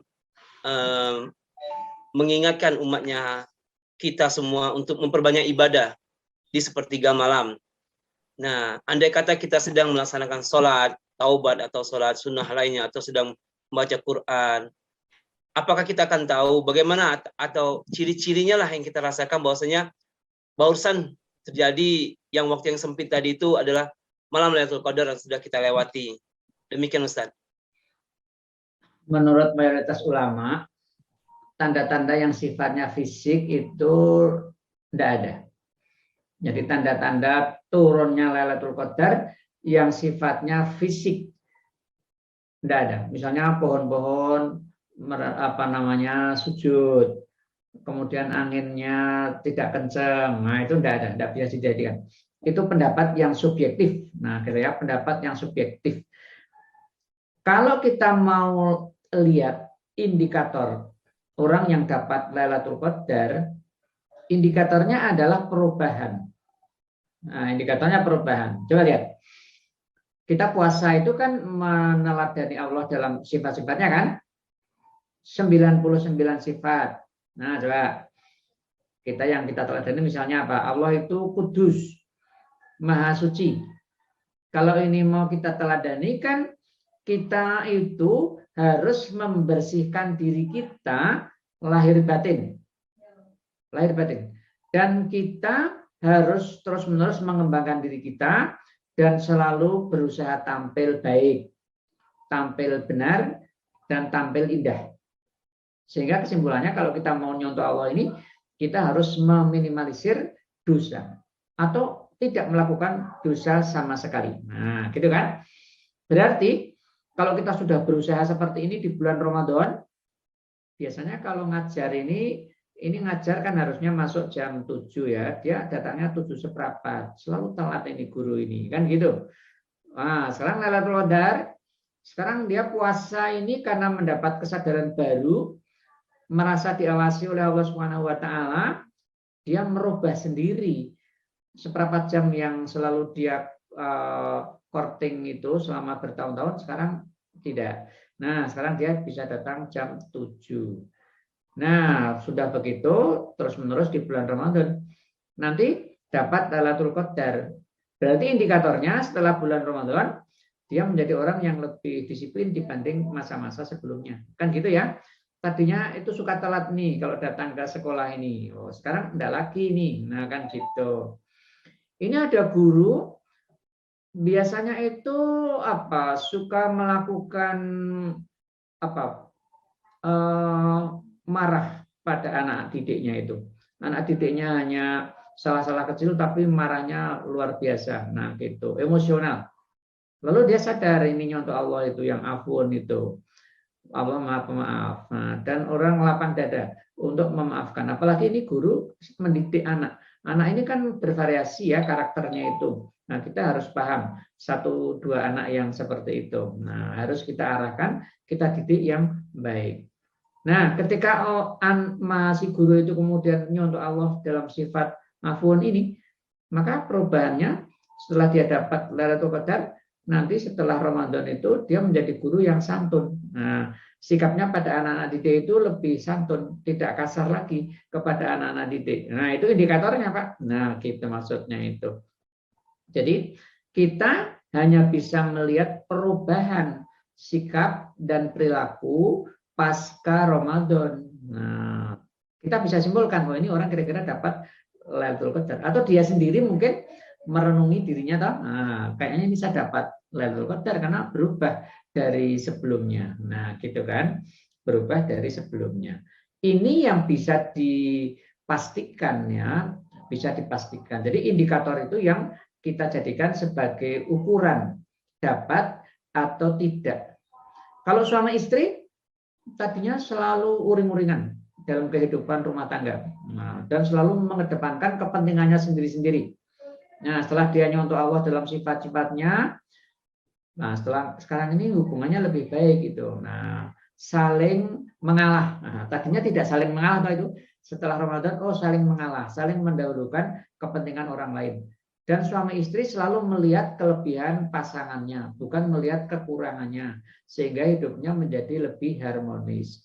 Nah, bisa kita pastikan ini pasangan ini dapat Lailatul Qadar. Kira-kira begitu, Pak. Nah, gitu. Jadi standarnya yang bisa diukur, yang bisa dilihat, yang bisa diamati dari yang bersangkutan.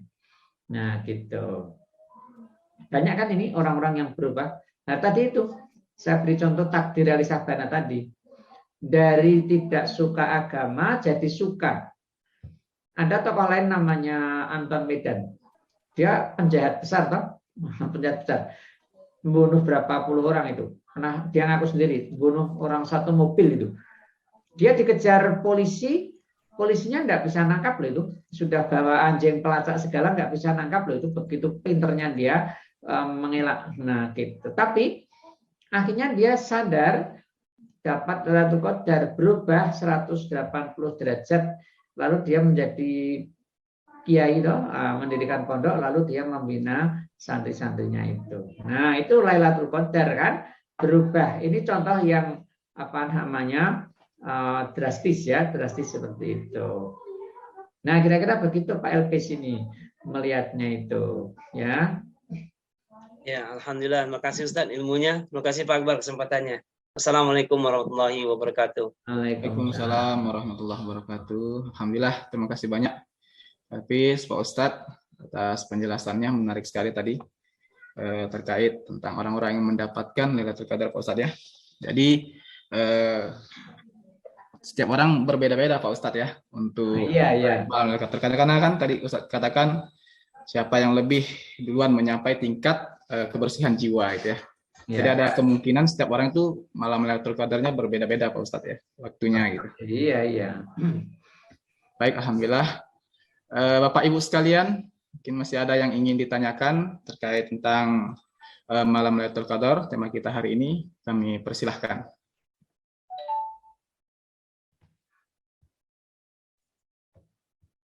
Baik, Pak Ustadz, ada pertanyaan dari Pak Tun. Ada Pak Tun, kami persilahkan. Assalamualaikum Ustadz. Waalaikumsalam. Ustadz, seperti penjelasan Ustadz tadi, kalau malam Lailatul Qadar itu Allah yang tentukan, berarti kurang lebih hampir sama ya dengan hidayah ya Ustadz ya. Terus yang kedua Ustadz, apa kalau memang Allah yang menentukan, apa mungkin malam Lailatul Qadar itu bisa kita usahakan seperti yang dicontohkan para sahabat 6 bulan sebelum Ramadan, para sahabat mempersiapkan semuanya untuk menyambut Ramadan sehingga tidak sedikit dari mereka yang mendapatkan malam Lailatul Qadar Ustadz. Itu saja Ustadz. Assalamualaikum Ustadz. Iya, jadi tadi kita jelaskan ada 3 makna atau Al-Qadar itu. Yang pertama adalah malam penetapan atau pengaturan ya, pengaturan Allah atas perjalanan manusia di masa yang akan datang. Tetapi penetapan Allah terhadap seseorang itu tidak bersifat sepihak. Bukan sepihak hanya dari Allah kepada orang itu. Nah, penetapan Allah terhadap perjalanan hidup seseorang diawali oleh yang bersangkutan. Nah, jadi yang bersangkutan harus memulai duluan. Yang dia mulai itu kebaikan atau keburukan. Nah, setelah dia memulai sampai pada titik tertentu, maka dia akan ditetapkan seperti itu untuk masa depannya. Nah, gitu maksudnya itu. Maka tadi kita sampaikan bahwa kehendak Allah yang dimaksud di sini adalah kehendak Allah yang tercermin pada sunatullahnya, bukan kehendak Allah yang sifatnya mutlak itu. Tadi saya beri contoh, orang yang kuliah di Fakultas Hukum, 8 semester, semester 9 selesai, dapat ijazah. Ijazahnya kan sarjana hukum, toh? Nah, sarjana hukum itu kan karena dia menempuh kuliah di situ dari awal sampai akhir. Nah, gitu kira-kira maksudnya itu. Dia sarjana hukum. Yang kuliah di ekonomi, sarjana ekonomi. Yang kuliah di agama, sarjana agama. Nah, itu penetapan, maksudnya gitu kan, penetapan. Ijazah itu menetapkan keahlian seseorang, menetapkan kepakaran seseorang. Nah, kedepannya dia akan lalu jadi ahli ekonomi, ahli hukum, ahli agama, dan lain sebagainya. Nah, ini Lailatul Qadar penetapan itu ya begitu, bukan sepihak dari Allah saja. Makanya manusia tadi kan diperintahkan waktu puasa itu meneladani sifat-sifat Allah. Kalau dia meneladani dan peneladanan itu sekian waktu, minimal 20 hari, kan meresap di dalam hati, dihayati oleh yang bersangkutan, dan boleh jadi mewarnai yang bersangkutan. Maka saat Lailatul Qadar, lalu nilai-nilai kebaikan yang dia teladani itulah yang ditetapkan untuknya di masa yang akan datang. Semacam ijazah yang ditulis untuk yang bersangkutan di masa yang akan datang itu. Nah, kira-kira gambarannya begitu ya. Nah, gitu. Jadi kata menetapkan itu, mengatur itu, seperti itu logikanya itu. Nah, jadi bukan sepihak dari Allah semata-mata. Nah, kalau begitu nanti jadi otoriter ya. Nah, jadi manusia tidak punya kebebasan berbuat, tidak punya kebebasan berkehendak lagi. Nah, gitu. Maka tadi saya memberi contoh Sultan Takdir itu kan perdebatan itu lama, tidak hanya 1-2 hari. Nah, bertahun-tahun itu perdebatan dengan Kiai Agus Salim. Nah, akhirnya dia terbentur. Nah, terbentur itulah dia kemudian berbalik. Kan gitu. Anton Medan itu juga begitu, dialog dalam dirinya, perdebatan di dalam dirinya. Nah, akhirnya dia kemudian berbalik. Nah, itulah penetapannya itu. Nah, gitu ya. Tidak serta-merta dari satu pihak kepada pihak yang lain. Ya seperti anak sekolah itu kan. Nah, gitu. Seperti orang kuliah itu. S1, S2, S3 itu. Kepakarannya apa? Ya yang dia tekuni itu. Nah, ketika yang dia menekuni sesuatu sampai akhir semester, semua tugas diselesaikan, ditetapkanlah dia sebagai sarjana apa. Nah, gitu. Ini juga begitu. Manusia ini mengikuti apa? Dia akan ditetapkan seperti itu oleh Allah Subhanahu wa taala itu. Nah, ini di Quran kita banyak ya ketemu apa namanya petunjuk-petunjuk agama yang seperti itu. Nah, iya, kalau ini disebut dapat hidayah, ya hidayahnya hidayah kebaikan tadi itu kan. Dan hidayah itu kan dia laksanakan dengan mencontoh tadi itu. Diawali dari nyontoh itu. Lalu muncul kesadaran baru. Nah, makanya kita sekarang ini ya melakukan sesuatu itu jangan hanya asal mengikuti, tapi harus ada dasar pengetahuan yang benar menyangkut apa yang kita ikuti. Nah, lalu kita hayati dengan penghayatan itu, maka sesuatu itu akan ditetapkan untuk kita, untuk masa depan kita yang jauh. Nah, itu yang dimaksud. Gitu ya Pak Tony ya. Jadi kalau dikatakan hidayah ya bisa itu. Nah, hidayahnya ketetapan di masa yang akan datang. Dan hidayah ini enggak sepihak kan? Hidayah ini dua pihak. Manusia menjalani pada kurun waktu tertentu, Allah lalu menetapkan dengan Lailatul Qadarnya ke masa yang akan datang. Kira-kira Lailatul Qadar itu kalau dianalogikan dengan ijazah ya, di malam Lailatul Qadar itu Allah membuat ijazah untuk orang itu. Nah, di masa yang akan datang. Ini ahli kebaikan atau ahli keburukan atau ahli apa lagi? Nah, kan gitu. Ketetapannya begitu. Yang 80 tahun tadi, Alfus Sahir tadi itu. Nah, gitu. Nah, saya kira itu. Lalu yang kedua, ya tadi Allah menetapkan. Makanya kita memang butuh persiapan. Nah, persiapan itu bisa lama, bisa sebentar, tergantung modal kita sudah banyak atau belum. Nah, kan gitu ya. Kalau yang modalnya masih sedikit, boleh jadi persiapannya lama. Nah, kalau yang modalnya sudah banyak, tidak usah persiapan. Dia sudah langsung masuk bulan Ramadan, sudah ngerti kan? Nah, gitu. Jadi kalau persiapan itu 6 bulan, berarti sejak masa itu sampai bulan Ramadan, sudah merintis ini orang-orang ini. Nah, untuk ditetapkan seperti apa yang dia rintis itu kan? Nah, gitu yang dimaksud. Jadi seperti itu. Jadi berbeda-beda. kemampuan orang untuk itu, satu dengan yang lainnya. Ada yang butuh waktu lama, ada yang mungkin tidak butuh waktu lama. Nah, gitu. Orang Arab itu ya, untuk masuk Islam, ada yang tidak butuh waktu lama seperti Abu Bakar. Ada yang butuh waktu lebih lama, seperti Umar bin Khattab.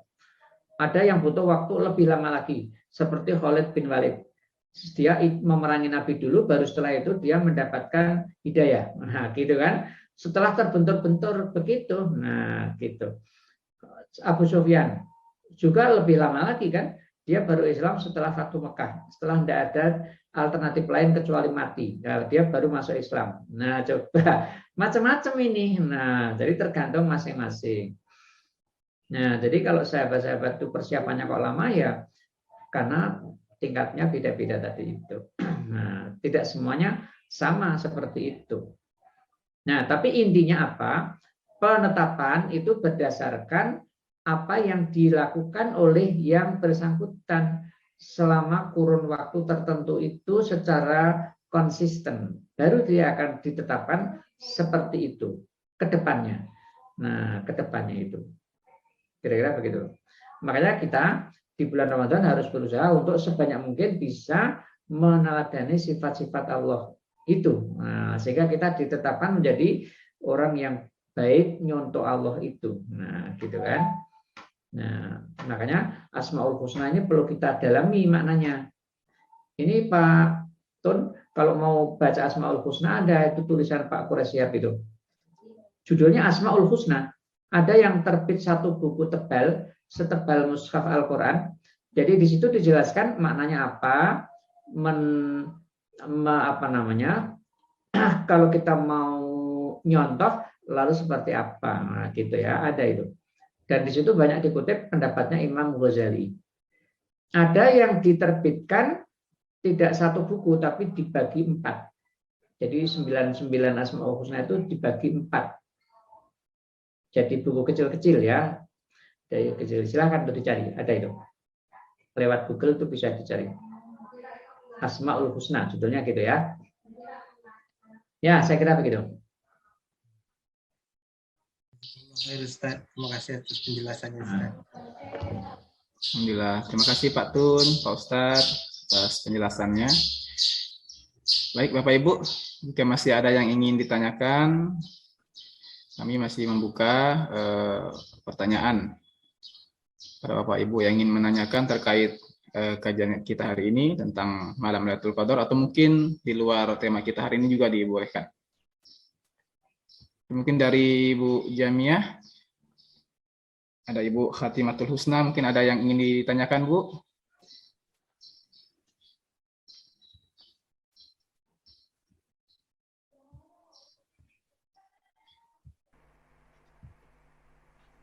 Bisa mengaktifkan mikrofon ataupun menuliskan pertanyaannya di kolom chat, boleh juga. Assalamualaikum Pak Ustadz. Baik, terima kasih Bunda.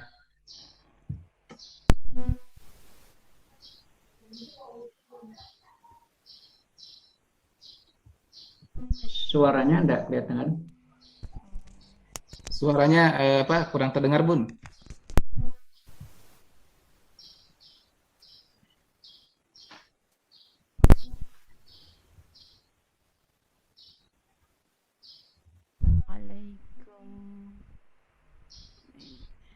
Mohon maaf Bun, suaranya kurang terdengar. Oh, iya.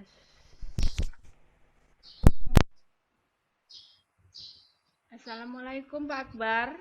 Waalaikumsalam, Bun. Izin bertanya Pak Ustadz. Ya. Sebagai perempuan, sebagai wanita itu kan ada kodratnya Pak. Dan tidak dalam bulan Ramadan kan ada beberapa hari dia mendapatkan dispensasi, Pak. Ya. Apa yang harus kami lakukan sebagai perempuan agar ibadah di dalam bulan Ramadan itu bisa dilaksanakan secara maksimal sekalipun kami sedang mendapatkan dispensasi? Ya. Itu saja Pak Ustadz. Yang tidak boleh dilakukan kan puasa. Tapi nanti diganti di hari yang lain. Kemudian sholat, yang ibadah-ibadah mahdoh kan. Tetapi kalau ibu ini melakukan amal soleh yang lain kan bisa. Misalnya memberi santunan makan minum kepada dengan puasa itu sendiri. Nah, silakan. Jadi meniru Allah dalam sifat-sifatnya itu. Ya, membantu orang lain. Ibu bisa masak ya, lalu dibawa ke masjid untuk memberi takjil kepada orang-orang yang ada di masjid. Nah, misalnya begitu. Bisa sebulan berapa kali atau bisa beberapa hari saja. Nah, gitu. Ibu berinteraksi dengan masyarakat dengan interaksi yang baik. Nah, ini kan sudah nyontoh Allah dalam sifat-sifatnya itu. Tidak melakukan tindakan tercela, ngerumpi, membenci, hate speech, mendendam, dan lain sebagainya. Nah, yang puasa dalam arti syar'i ditinggalkan. Tetapi yang meninggalkan akhlak dzamimah juga dilaksanakan. Nah, gitu. Kan tidak kalah nilainya ini dengan puasa syar'i itu sendiri. Nah, jadi banyak yang bisa dilakukan. Nah, jadi yang tidak boleh kan hanya puasa itu dalam arti seperti itu, ya, meninggalkan makan minum itu tadi. Nah, jadi yang lain-lain masih banyak yang bisa dilakukan itu. Aktivitas-aktivitas sosial banyak yang bisa dilakukan. Membina masyarakat, apa misalnya yang bisa dilakukan di situ. Nah, memberi pengajaran kepada masyarakat, memberi life skill kepada masyarakat. Nah, kan nggak kalah pentingnya ini. Nah, mengembangkan potensi-potensi diri yang bisa belajar di bulan Ramadan, ibu bisa belajar kan? Nah, mengikuti kajian-kajian kan boleh. Yang tidak boleh kan hanya sholatnya dan puasanya. Nah, mengikuti kajian-kajian. Atau ibu sendiri memberi materi-materi kajian kepada masyarakat yang ada di sekitar ibu sendiri. Nah, itu banyak yang bisa dilakukan. Mengamalkan petunjuk Quran. Nah, kan bisa itu. Nah, membacanya tidak, tetapi mengamalkan isi petunjuk Qurannya. Nah, bisa dilakukan itu. Nah, silakan pilih dari ayat-ayat yang sudah ibu pahami itu. Misalnya seperti itu. Nah, silakan lakukan di bulan Ramadan itu. Apa yang mungkin bisa dilakukan selama libur. Nah, gitu ya. Banyak, jangan dikira kemudian nggak ada kesempatan untuk berbuat baik. Tetap terbuka banyak sekali itu. Pintu surga itu kan 8 jumlahnya. Nah, dari 8 itu kan salah satunya pintunya orang puasa, royan. Nah, yang lain kan banyak itu yang 7 pintu itu. Nah, amal kebajikan itu sangat tak terbatas.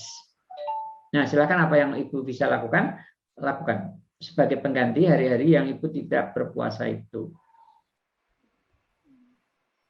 Gitu ibu, saya kira. Iya Pak. Terima kasih Pak Ustadz. Oke. Baik, terima kasih Pak Ustadz. Terima kasih Bunda.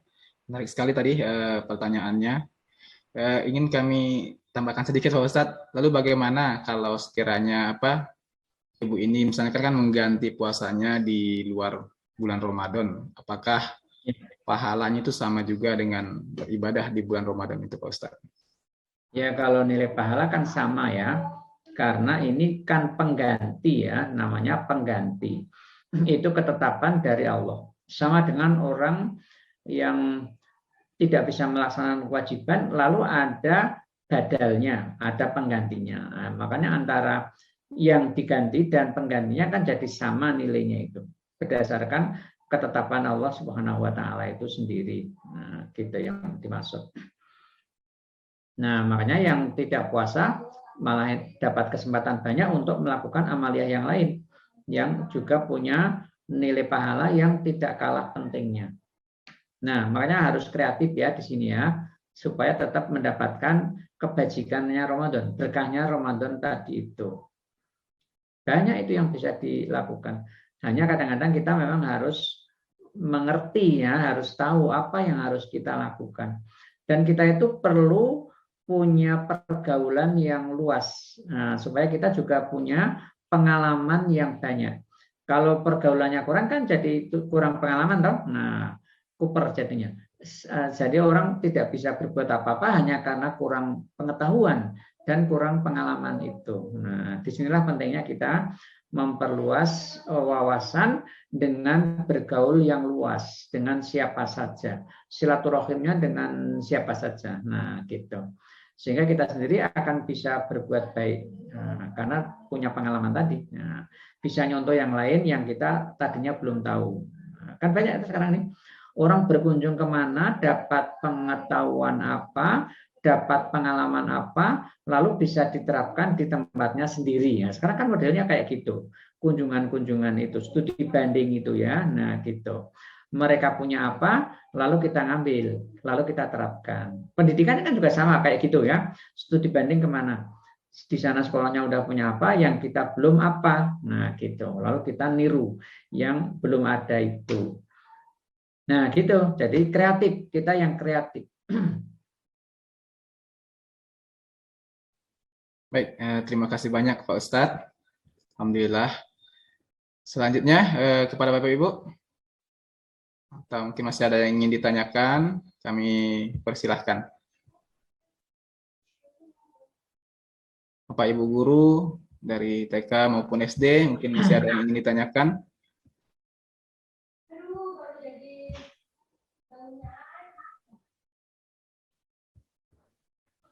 Pak Yuda, ada yang ditanyakan Pak Yuda?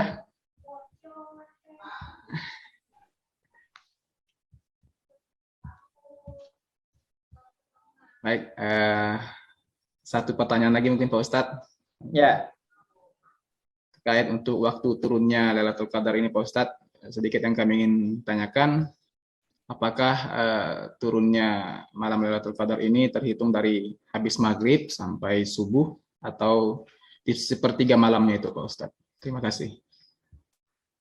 Ya, namanya malam itu mulainya maghrib ya, selesainya fajar.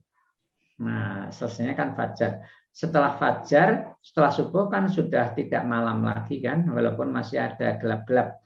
Tapi secara definisi itu sudah habis malamnya itu, fajar.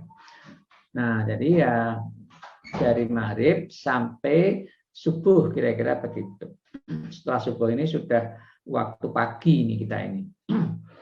Sudah bukan waktu malam lagi. Apalagi sekarang subuhnya ini kan mundur ya. 4:30. Nah, 4:30 kita subuh. Jadi sudah waktu pagi Pak Akbar ini. Bukan waktu malam lagi ini. Jadi batasnya subuh. Makanya puasanya kan batasnya fajar sebelum subuh itu. Iya. Beberapa menit sebelum subuh. Baik, terima kasih Pak Ustadz. Selanjutnya Pak Ustadz, ini ada satu pertanyaan lagi dari Pak Win, yang mana beliau menanyakan yang mendapatkan Lailatul Qadar adalah hanya untuk orang yang melakukan ibadah atau amal sejak awal Ramadan. Sejak awal Ramadan saja atau setiap orang yang melakukan ibadah atau amal pada malam itu. Nah, ini yang ditanyakan oleh Pak Win. Kami ulangi sekali lagi, Pak. Yang mendapatkan Lailatul Qadar adalah hanya untuk orang yang melakukan ibadah atau amal sejak awal Ramadan atau setiap orang yang melakukan ibadah atau amal pada malam itu. Ya, kita tadi bicara Lailatul Qadar menggunakan definisi. Kalau yang bicara Lailatul Qadar itu tanpa definisi, maka semua dapat. Nah, semua dapat toh? Maka ada teori begini. Orang pokoknya berbuat baik. Tiap hari sedekah 100.000. Nah, ya gitu. Terus dari awal Ramadan sampai akhir Ramadan. Otomatis nanti dari 100.000 yang tiap hari dia sedekahkan akan ada nyantel satu hari toh. Nah, nyantel satu hari itu. Yang satu malam yang kena Lailatul Qadar itu tadi. Nah, ini orang nggak pakai teori ya, pokoknya begitu kan. Nah, yang tadi kita sampaikan itu kita merumuskan teori. Nah, ulama-ulama itu sudah merumuskan teori. Ada 3 makna tadi, dan makna pertama itu yang paling urgen untuk kita cermati ya, penetapan atau pengaturan. Tetapi penetapan dan pengaturan itu tidak sepihak dari Allah kepada manusia, tetapi dua pihak bergerak, manusia bergerak sehingga ditetapkan oleh Allah, gitu kan? Kemana bergeraknya manusia? Bergeraknya manusia itu tadi meninggalkan makan minum, meninggalkan juga yang non faali, akhlak yang tercela. Juga bergeraknya itu nyontoh sifat-sifat Allah itu. Nah, sehingga manusia yang nyontoh sifat-sifat Allah itu dia akan menjadi pribadi sesuai sifat Allah. Kira-kira kan begitu. Kalau dia bisa nyontoh dengan baik, maka ini akan menjadi pribadi yang kepribadiannya itu sesuai sifat-sifat Allah. Ketika dia sudah melakukan ini sampai kira-kira 20 hari, sudah mendapat kebersihan jiwa tadi, ditetapkanlah dia sebagai pribadi yang seperti itu ke depannya, gitu kan? Ke depannya. Jadi malam itu penetapan untuk dia seperti itu setelah mengalami perjalanan selama 20 hari tadi itu. Atau mungkin udah diawali dari sebelumnya lagi kan. Nah, teorinya begitu ini. Jadi kita pakai teori ini ketika menetapkan ini tadi. Maka kalau ini teorinya, tidak setiap orang bisa dapat Lailatul Qadar. Ya ngalami, tapi lewat saja Lailatul Qadarnya itu. Gitu maksudnya. Ini ibarat presiden tadi. Presiden datang ke suatu tempat, ada barisan orang yang nyambut presiden toh, tapi yang diajak dialog sama presiden, yang diajak salaman sama presiden kan hanya beberapa orang saja, yang lain kan hanya dilewati saja. Nah, ini juga begitu. Tetap malam itu lewat, tapi dia tidak disapa oleh Lailatul Qadar. Nah, tidak disalami oleh Lailatul Qadar. Tidak ditetapkan apa-apa oleh Lailatul Qadar. Dia tidak persiapan loh itu. Nah, tidak punya persiapan. Itu. Ini orang tidur melulu ini bulan puasa ini. Tidak berbuat apa-apa ini. Nah, tidak nyontoh Allah dalam sifat-sifatnya. Nah, ini teori Pak. Jadi berat. Makanya ini tadi saya bilang ini bukan gratisan. Lailatul Qadar ini harus bayar kita. Bayarnya dengan amal. Nah, amalnya apa ya? Puasa tadi itu. Meninggalkan yang fa'ali dan meninggalkan yang non fa'ali. Dan menyontoh Allah di dalam sifat-sifatnya. Nah, ada orang sebelum Ramadan itu pelit. Tapi Ramadan dia nyontoh Allah dalam sifatnya yang karim. Dia kemudian menjadi dermawan. Nah, Ramadan itu dia dermawan. Tiap hari dia masak sekian dus lalu dibawa ke masjid untuk memberi makan pada orang-orang. Terus tiap hari begitu karena dia memang orang mampu. Akhirnya dengan bulan Ramadan ini dia terbentuk karakternya menjadi karakter orang dermawan. Nah, gitu kan di Ramadan ini. Sehingga di bulan Ramadan itu ditetapkan dia sebagai dermawan. Nah, dikenal sebagai dermawan. Nah, sehingga setelah Ramadan dia menjadi dermawan. Berubah dari sifat sebelumnya. Ada loh Pak orang yang kayak gitu. Nah, jadi perubahan itu dimulainya dari Ramadan. Nah, berarti ini dia dapat Lailatul Qadar. Nah, gitu yang dimaksud. Atau orang pelit itu sebenarnya hanya karena belum ngerti arti kedermawanan. Ketika dia ketemu teman yang bisa memberi pencerahan, sehingga dia kemudian berubah. Nah, gitu loh. Dia kemudian berubah. Saya beri contoh. Ada seorang pasien sakit paru-paru, tapi dia perokok. Nah, dokternya ini kan selalu nasihati secara ilmiah menurut ilmu kedokteran. Nah, kalau udah sembuh dia merokok lagi. Nah, sembuh merokok lagi gitu. Akhirnya suatu hari sakit lagi dia. Dokternya kan udah pusing ini. Ini orang dinasihati nanti kalau sembuh merokok lagi. Nah, pada yang terakhir itu dia dibilang oleh dokternya begini, Pak, kalau Bapak ingin cepat mati, ngerokoknya yang banyak sekalian, jangan tanggung-tanggung. Nah, gitu. Sehari Bapak satu wadah atau satu pak itu, Bapak yang banyak aja ngerokoknya. Sekalian 10 atau berapa sehari biar cepat mati. Nah, gitu. Ketika dokternya bilang gitu, dia malah sembuh itu. Terus saya ketemu sama orang itu ya. Lalu dia cerita itu. Dengan dibilangi dokter begitu, saya malah jadi sembuh, Pak. Ini sekarang saya udah nggak ngerokok. Jadi sehat itu orangnya itu. Nah, coba penetapan itu ya. Penetapan itu kayak gitu. Nah, jadi kita pakai teori ini. Membicarakannya. Bukan asal kalau Ramadan orang dapat semuanya, enggak begitu. Nah, gitu. Jadi agama tidak gratis. Nah, mesti bayar, tapi bayarnya pakai amal. Gitu Pak Akbar. Nah, gitu. Baik, terima kasih banyak Pak Ustadz. Kami kembalikan kepada Pak Win. Mungkin masih ada yang ingin ditanyakan.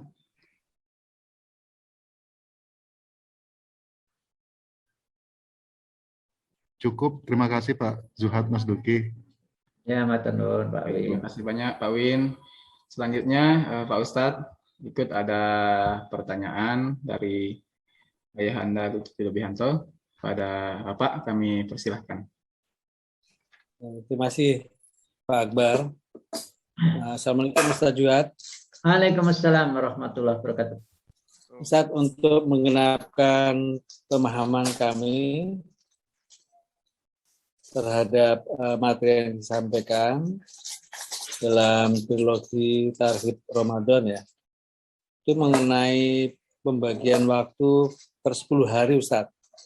Tadi kan digambarkan kalau malam Lailatul Qadar itu akan ada di penggal waktu 10 hari terakhir. Nah, mengenai pemenggalan waktu 10 hari pertama, kedua, ketiga, pemenggalan waktu itu mohon diberikan penjelasan mengenai dasarnya ya, atau sumber mengenai pembagian waktu itu. Kemudian hal apa yang kita bisa lakukan di 10 hari pertama dan 10 hari kedua dalam rangka mempersiapkan 10 hari terakhir itu Ustaz. Terima kasih Ustaz. Ya, pembagian Ramadan menjadi 3, dibagi per 10-10 itu dasarnya itu riwayat. Riwayatnya ini riwayat Imam Tobroni, tetapi dinilai oleh pakar-pakar hadis ini riwayat yang lemah. Jadi riwayatnya itu dhaif. Nah, jadi awalnya rahmat, kemudian 10 hari yang kedua itu rahmat, kemudian pengampunan, kemudian yang ketiga itu itqon minanar, pembebasan dari api neraka. Nah, itu biasa banyak disampaikan oleh para mubalik itu ya. Tetapi kita cek di dasar hukumnya, ini riwayat yang lemah. Makanya banyak orang tidak pakai riwayat ini ya, pembagian itu tidak dipakai.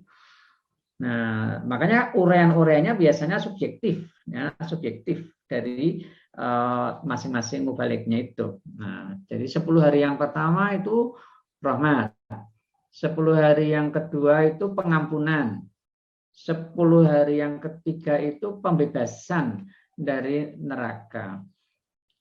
Jadi subjektif dari para mubalik. Saya sendiri tidak menemukan uraian yang meyakinkan karena dasarnya lemah tadi. Jadi tidak ada di Sahih Bukhari, nggak ada di Sahih Muslim, tidak ada di Kutubus Sittah, kitab yang 6. Jadi Bukhari, Muslim, Abu Dawud, Tirmidzi, Nasai, Ibnu Majah. Nah, ini ada di Tobroni itu ya, di luar, bahkan di luar Kutubus Tis'ah, di luar kitab yang 9 itu. Nah, makanya uraiannya lalu agak dicari-cari, ini agak dipaksakan. Nah, gitu ya, agak dipaksakan. Nah, ini tentang dasar hukum dari hadis itu. Yang tegas, kalau kita kembali kepada sabda Nabi, bulan Ramadan itu, Nabi ketika tarhib Ramadan, ini hadisnya pernah kita sampaikan pada uraian yang awal itu, beliau bersabda, qad ja'akum sahrun mubarak. Telah datang kepada kalian itu bulan yang penuh berkah. Nah, ini berkah. Jadi kata kuncinya adalah ini bulan yang penuh berkah. Pada bulan Ramadan itu dibuka pintu-pintu surga, ditutup pintu neraka, lalu setan-setan diborgol. Dan di bulan Ramadan ini ada satu malam yang disebut dengan Lailatul Qadar. Nah, itu hadis tarhib Ramadan. Jadi ulama lebih berpegang pada hadis ini, bulan yang penuh berkah. Tadi kita sudah sampaikan arti berkah itu, kebajikan yang banyak, melimpah dan bersinambung. Dan berkah itu sumbernya dari Allah dengan cara menggunakan sesuatu sesuai hukum sebab akibat. Berarti kalau bulan Ramadan ini bulan yang penuh berkah, maka kita harus memfungsikan bulan Ramadan dengan puasa Ramadannya itu sebagaimana fungsi dari puasa. Nah, fungsi puasa tujuannya udah kita bahas, yaitu untuk takwa. Dan untuk mencapai takwa itu antara lain kita dengan menyontoh sifat-sifat Allah tadi yang jumlahnya 99. Sehingga dengan menyontoh sifat-sifat Allah itu kita akan terhindar dari siksa duniawi dan siksa ukhrawi. Dan kita juga sama dengan membangun masyarakat dalam semua bidang kehidupan. Nah, idealismenya kan seperti waktu Adam di surga itu. Nah, jadi ulama lebih cenderung mengembangkan uraian tentang Ramadan itu dari hadis yang ini, bukan yang 10-10-10 tadi itu ya. Itu saya tidak menemukan hadisnya. Jadi adanya di Tobroni, dan saya mencari penjelasan yang meyakinkan ilmiah itu belum ketemu sampai hari ini. Nah, karena tidak ada di kitab-kitab yang standar itu. Nah, gitu. Jadi makanya kalau Bapak mendengarkan uraian-uraian para mubalik kan beda-beda itu. Nah, gitu gimana itu? Nah, atau niru guru-guru sebelumnya itu. Nah, itu ya. Jadi yang inti adalah ini. Jadi dari awal sampai akhir itu puasanya harus kita jalani secara benar. Itu kata kunci para ulama. Jadi orang harus menjalani puasa secara benar.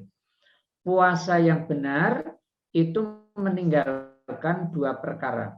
Yang sifatnya fa'ali tadi, makan minum seks. Yang kedua yang sifatnya non-fa'ali, yang berhubungan dengan akhlak tercela. Semua harus ditinggalkan. Nah, kalau ini bisa kita lakukan, ini kan sama dengan menyontoh sifat-sifat Allah tadi. Tapi bukan hanya yang tertulis itu yang dicontoh, ya yang 99 tadi. Kalau itu betul-betul bisa kita laksanakan, maka berkah itu betul-betul akan kita dapat. Dan betul-betul pintu-pintu surga akan terbuka untuk kita. Karena kita kemudian melakukan amal kebajikan dalam semua bidang kehidupan. Pintu neraka tertutup untuk kita karena kita tidak punya lagi ruang untuk melakukan amal-amal keburukan. Nah, kalau di sini uraian para ulama panjang lebar, Pak. Nah, kita temukan di sini di Fathul Bari itu sampai berhalaman-halaman banyak sekali uraiannya itu. Nah, gitu ya.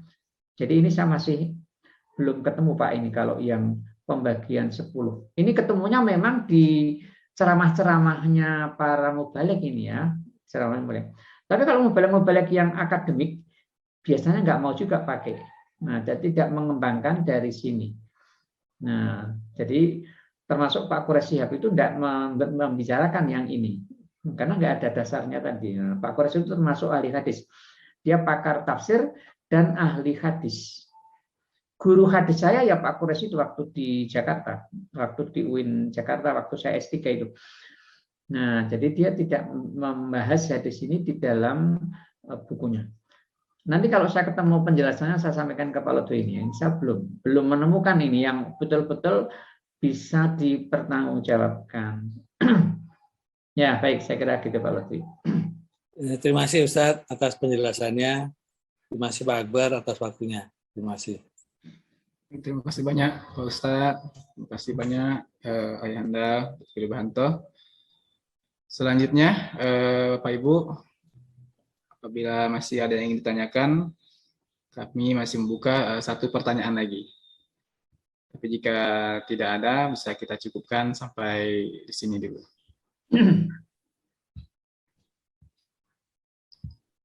Baik, sepertinya sudah tidak ada lagi yang ingin bertanya. Berarti kita cukupkan sampai di sini dulu, Pak Ustadz. Alhamdulillah, kami selaku pemandu acara pada hari ini mengucapkan terima kasih yang sebesar-besarnya atas kehadiran Bapak Ibu semua dalam kajian kita hari ini. Semoga kita semua mendapatkan kebaikan, keberkahan, dan pemahaman yang baik dalam rangka melaksanakan amal ibadah di bulan Ramadan yang insya Allah besok akan kita laksanakan. Alhamdulillah hari ini sudah dilaksanakan oleh Pak Ustadz Zuhad. Ustadz, selamat melaksanakan ibadah puasa Pak Ustadz. Ya, makasih. Kami juga selaku pemandu acara, mohon maaf lahir batin kepada Bapak Ibu semua, mungkin dari awal kajian ataupun selama berinteraksi ada salah dan khilaf, mohon dimaafkan. Semoga kita dapat melaksanakan amal ibadah puasa tahun ini dengan sebaik-baiknya. Amin ya Rabbal Alamin. Baik Bapak Ibu, untuk keberkahan acara kita hari ini, kami mohon kesediaannya kepada Al-Mukarram Ustadz Zuhad Mas Duki untuk memimpin doa kita pada hari ini. Berikut dengan artinya, semoga apa yang kita harapkan bisa diijabah dan dikabulkan oleh Allah Subhanahu wa taala. Amin. Ya, monggo para jemaah sekalian kita doa. Bismillahirrahmanirrahim. Allahumma sholli ala Muhammad wa ala ali Muhammad wa sallim wa radhiyallahu ta'ala an kulli sahabati Rasulillahi ajmain walhamdulillahi rabbil alamin. Allahumma 'allimna ma yanfa'una wanfa'na bima 'allamtana. Ya Allah, ajarkanlah kepada kami ilmu-ilmu yang bermanfaat untuk kami. Dan berilah kami kekuatan, kemampuan untuk memanfaatkan apa yang telah Engkau ajarkan kepada kami. Allahumma zidna ilman nafi'a warzuqna fahman wasi'ah. Ya Allah, berilah kami tambahan ilmu yang bermanfaat dan anugerahkanlah kepada kami pemahaman yang luas. Allahumma inna nas'aluka al-afwa wal afiyah wal mu'afatat daimah fid dini wad dunya wal akhirah wal fauza bil jannati wan najata minan nar. Ya Allah, kami mohon kepadamu ampunan, kesehatan, dan perlindungan yang kekal terhadap agama, dunia, dan akhirat. Dan kami juga mohon kepadamu mendapatkan kemenangan di surga dan selamat dari siksa api neraka. Allahumma inna na'udzubika minas sakki wasirki wan nifaki wasyikoki wasu'il akhlak. Ya Allah, kami berlindung kepadamu dari sikap keraguan-raguan, kesirikan, kemunafikan, perselisihan, dan budi pekerti yang buruk. Allahumma inna na'udzubika min jahdil bala'i wa darkis syaqa'i wa su'il qada'i wa samatatil a'da. Ya Allah, kami berlindung kepadamu dari beratnya musibah, rumitnya kesulitan, sesuatu yang buruk yang akan terjadi, dan dari rasa senang musuh terhadap musibah yang menimpa kaum muslimin. Allahumma inna nas'alukal huda wat tuqa wal afafa wal ghina. Ya Allah, kami mohon kepadamu ketakwaan, aifah, kemampuan menahan diri dari yang haram dan meminta-minta, dan kaya hati, tidak menjadi beban bagi orang lain. Allahumma ahsin akibatana fil umuri kulliha wa ajirna min khizyid dunya wa adzabil akhirah. Ya Allah, perbaikilah segenap urusan kami dan jauhkanlah kami dari kehinaan di dunia dan siksa di akhirat. Rabbana atina fid dunya hasanah wa fil akhirati hasanah wa qina adzabannar. Ya Tuhan kami, berilah kami kebaikan di dunia dan kebaikan di akhirat, dan lindungilah kami dari siksa api neraka. Subhana rabbika rabbil izzati amma yasifun wa salamun alal mursalin walhamdulillahi rabbil alamin. Alhamdulillah, terima kasih banyak Pak Ustadz yang sudah memimpin doa kita pada hari ini. Semoga apa yang kita harapkan kita panjatkan diijabah oleh Allah Subhanahu wa taala. Amin. Amin. Amin. Baik Bapak Ibu, sampai di sini dulu kajian kita hari ini. Kami selaku pembawa acara mohon maaf atas segala keliruan. Kami akhiri. Assalamualaikum warahmatullahi wabarakatuh. Waalaikumsalam.